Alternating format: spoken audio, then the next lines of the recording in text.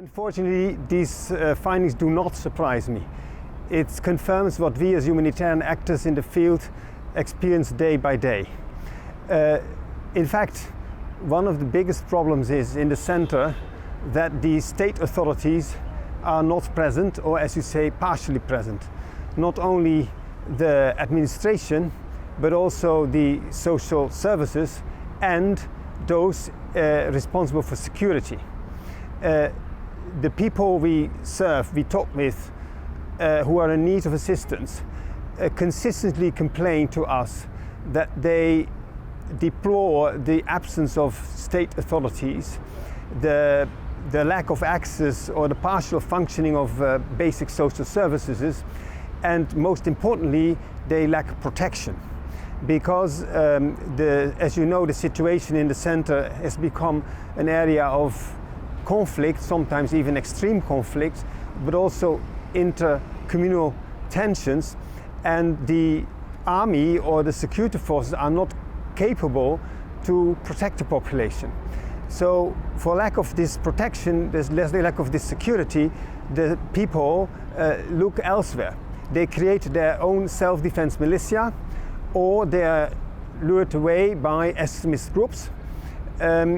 And this poses a serious problem because this creates more violence. We also see that these armed groups exploit the tensions in the communities about diminishing access to land, to fishing waters, to hunting grounds. And since some ethnic groups are known more to be those agro-pastoralists or those who cultivate the lands, it gets an ethnic dimension even. This is all very, very worrying. So we humanitarians, we deal with the symptoms of these problems because these conflicts generate displacement and humanitarian needs. Even if there's no displacement, the people lack the access to their lands.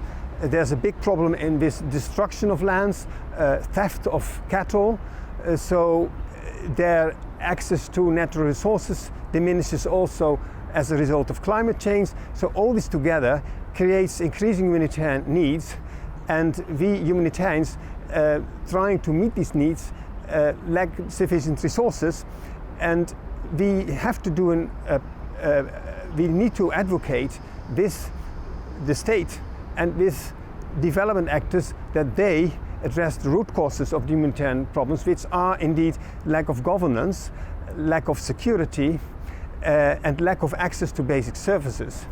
And most importantly also lack of justice.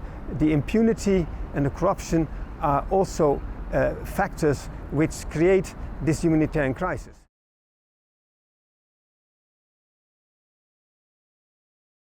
We need a holistic approach to this crisis in the center, putting the state clearly in the center of action and bringing back the administration, bringing back justice and bringing back security by army and police.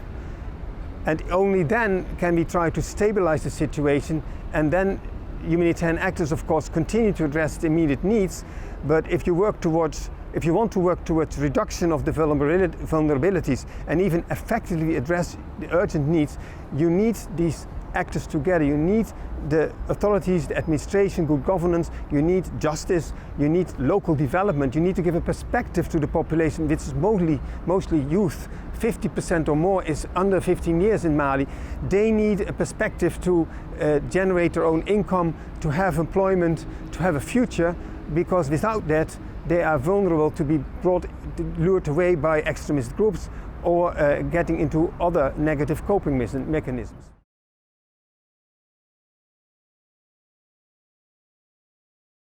Well, we need to remain hopeful, because without hope there's no life and there's no engagement which we all need to improve the situation. That being said, the situation is extremely difficult. It's crucial that all actors to come together. It's 5 to 12.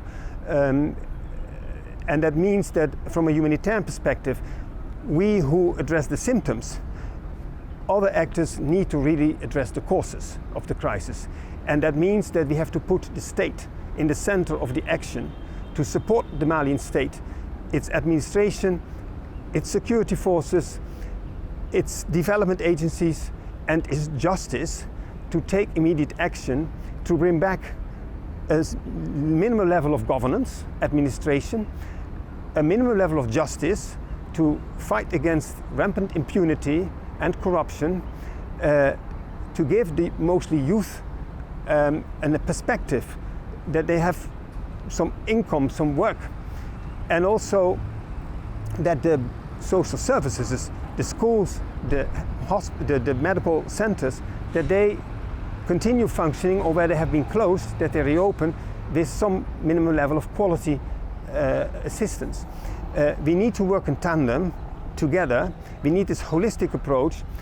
And I say this also because if you look at the international community at the moment, they're most concerned, right so, by the threat of extremism and violence, and the response is mostly one of sending more military. And whereas this is important, it's not enough. The real root causes are this break in what I would call the contrat social between the population and the state and the service and the justice, and that needs to be restored, and that can only be restored if the population get protection, but also development, and that justice is reinstated. And for that, again, we need to have all the actors working together.